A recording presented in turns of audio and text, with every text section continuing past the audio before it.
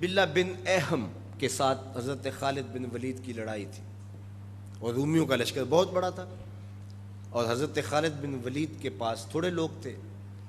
لیکن ہوا ایسا کہ حضرت خالد بن ولید جس جنگ میں بھی گئے ہیں فتح کے پرچم گاڑ کے آئے.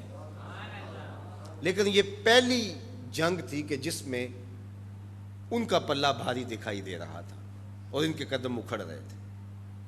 حضرت رافع تائی رضی اللہ تعالیٰ عنہ نے کہا لگتا ہے آج قضا آ گئی، آج نہیں ہم بچ سکتے حالات جو ہیں. حضرت خالد بن ولید کہنے لگے ہاں مجھے بھی یہی لگتا ہے کہ قضا آج آئی ہی آئی. ادھر حضور علیہ السلام حضرت ابو عبیدہ رضی اللہ تعالیٰ عنہ کو خواب میں ملے اور وہ اپنے گھر میں سوئے ہوئے تھے مدینہ المنورہ میں. کہا اللہ کا شیر مشکل میں پھنسا ہوا ہے اور تم سوئے ہوئے ہو. حضرت ابو عبیدہ رضی اللہ تعالیٰ عنہ رات کو ہی اٹھے، بیدار ہوئے اور اعلان کروا دیا. شہر میں اعلان ہونے لگا مدینہ المنورہ میں، جلدی تیار ہو جاؤ، حضرت خالد بن ولید کی مدد کو پہنچنا ہے. انہیں کتنا یقین تھا کہ حضور خواب میں آئے ہیں تو حضور ہی آئے ہیں، کوئی وہم نہیں سمجھا. جلدی جلدی اعلان کروا دیے، مجاہد جمع ہونے لگے اور دیکھتے دیکھتے لشکر تیار ہو گیا. تو انہوں نے محسوس کیا کہ لشکر سے ہٹ کے کوئی سوار چل رہا ہے تو انہیں کوئی شک گزرا کہ کوئی جاسوس نہ ہو. ذرا مزید اس کی جستجو کی تو وہ نقاب پوش بھی تھا تو شک اور زیادہ بڑھ گیا. تو حضرت ابو عبیدہ نے کہا کہ انہیں گرفتار کر کے لاؤ، یہ جاسوس ہے، کون ہے، ہم اس کی تفتیش تو کریں. تو خیر انہوں نے گھیر لیا ان کو، ان کے گھوڑے کو ابو عبیدہ کے قریب لے آئے. تو حضرت ابو عبیدہ نے کہا تم کون ہو؟ انہوں نے تھوڑا سا قریب ہو کے کہا کہ میں خالد بن ولید کی بیوی ام تمیم ہوں. جب آپ نے اعلان کیا کہ خالد مشکل میں ہے تو میں پریشان ہو گئی کہ اللہ کا شیر تو کبھی مشکل میں آیا نہیں تھا، آج کیا ہوا؟ تو میں نے غور سے دیکھا کہ وہ اپنی ٹوپی گھر بھول گئے تھے، جس ٹوپی کے اندر حضور کے منہ مبارک سیے ہوئے ہیں، اور وہ جب بھی جنگ کیا کرتے تھے تو وہ ٹوپی اپنے سر پہ پہن کے کیا کرتے تھے، اللہ فتح عطا کرتا. تو میں ان کو ٹوپی دینے جا رہی. اللہ اکبر. جب یہ لوگ وہاں پہنچے تو سواروں کا ایک قافلہ آگے بڑھ کے خالد بن ولید کے ساتھ دشمن پر حملہ آور ہو گیا. ایک نقاب پوش سوار آگے بڑھتا ہے اور ہاتھ میں تلوار ہے اور دشمن پیچھے ہٹتا چلا جاتا ہے. تو خالد بن ولید کو رشک آیا اس کی بہادری پہ اور خوش بھی ہوئے اور حالت جنگ میں اپنے گھوڑے کو ایڑ لگا کر کے اس سوار کے قریب ہوئے اور کہا نقاب پوش جوان تم کون ہو، اتنی بہادری سے لڑ رہے ہو؟ تو اس نے ہلکا سا نقاب الٹ کے کہا پہچانو تمہاری بیوی ام تمیم ہو اور تمہیں وہ ٹوپی دینے آئی ہوں جس کے اندر حضور کے بال سیے ہوئے.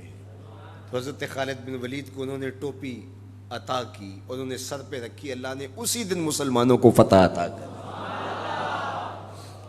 یہ حضور علیہ الصلوۃ والسلام کے بالوں کی برکت تھی. حضرت ام سلمہ رضی اللہ تعالیٰ عنہا کے پاس، زوجہ رسول صلی اللہ علیہ وسلم کے پاس حضور کے مبارک بال تھے. حضرت عثمان بن عبداللہ رضی اللہ تعالیٰ عنہ کہتے ہیں کہ مدینے میں اگر کسی کو نظر لگ جاتی یا کوئی بیمار پڑ جاتا تو وہ ام سلمہ سلام اللہ علیہا کے پاس آ جاتے تو وہ پھر ڈبیا سے بال نکالتی اور پانی کے گلاس میں ان بالوں کو جنبش دیتی اور ان بالوں کی برکت سے وہ پانی جب بیمار پیتا اللہ اس کو شفا عطا کرتا. یہ حضور کے مبارک بالوں کی برکت ہے. اللہ اکبر.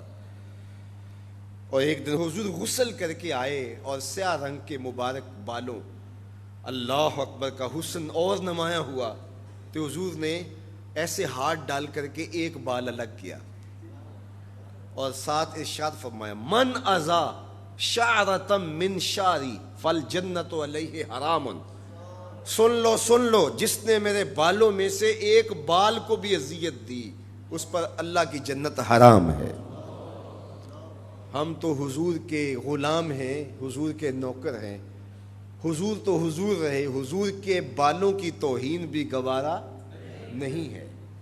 اقبال کہا کرتے تھے لوگ باتیں کرتے ہیں، ہم تو یہ بھی گوارا نہیں کرتے کہ کوئی کہے تیرے پیغمبر کے کپڑے میلے تھے، ہم تو یہ بھی گوارا نہیں کرتے۔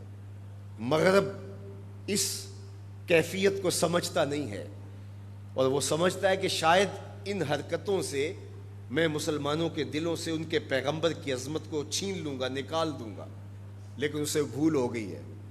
یہ 1000 گناہ گار سہی، بدکار اور سیاہ کار سہی، دنیا دار سہی، یہ کاروباری سہی، لیکن جب اپنے دل کا سودا کرنے کی باری آئے تو مدینے کی گلی میں کرتے ہیں، اور سب کچھ لٹانے کے بعد بھی کہتے ہیں حق تو یہ تھا کہ حق ادا نہ ہوا۔ ہماری جانیں، ہمارے ماں باپ، ہماری نسلیں، ہماری زندگی کا ایک ایک گوشہ حضور کے نام پہ قربان۔ حضور کے نام کا جھنڈا کبھی نیچا نہیں ہو سکتا، ان کے نام کا جھنڈا ہمیشہ اونچا رہے گا۔ چاند کی طرف منہ کر کے تھوکنے سے اس کی نوری کرنوں کو میلا نہیں کیا جا سکتا، تھوکنے والے کا تھوکا اس کے اپنے منہ پہ آ گرے گا۔ تبت یدا ابی لہب و تب کا تازیانہ آج بھی دشمنان رسول اور شاتمان رسول پہ برس رہا ہے، اور میرے نبی کا نام کل بھی اونچا تھا، میرے نبی کا نام آج بھی اونچا ہے، رہے گا یوں ہی ان کا چرچا رہے گا، پڑے خاک ہو جائیں جل جانے والے۔ ہمیں غور کرنا ہوگا کہ آج ہمارے اوپر یہ جو آزمائشیں اور یہ ابتلائیں ہیں اور یہ امتحانات سے ہمیں گزرنا پڑتا ہے، اس سے دردناک امتحان امت کے لیے کیا ہو سکتا ہے؟ تو کیا اب بھی ہم فرقوں میں بٹے رہیں گے؟ اب بھی ہم ایک دوسرے کے گریبان نوچتے رہیں گے؟ آج بھی ہم جو ہے وہ غفلت کی زندگی گزاریں گے، یا اپنی زندگی کی ایک ایک سانس حضور کے قدموں میں رکھ دیں گے؟ تو محبت کا تقاضا یہ ہے کہ اپنی ایک ایک سانس حضور کے نام پہ قربان کریں۔ ہم جئیں گے تو حضور کے لیے، مریں گے تو، اور آخری سانس تک حضور کے وفادار رہیں گے۔ اور یہ ہماری زبان سے نہیں، ہمارے قلب سے، ہماری روحوں سے ہمارا عہد ہے، ہمارا ارادہ ہے۔ حضور ہمارے ماں باپ آپ پہ قربان، ہماری نسلیں آپ پہ قربان۔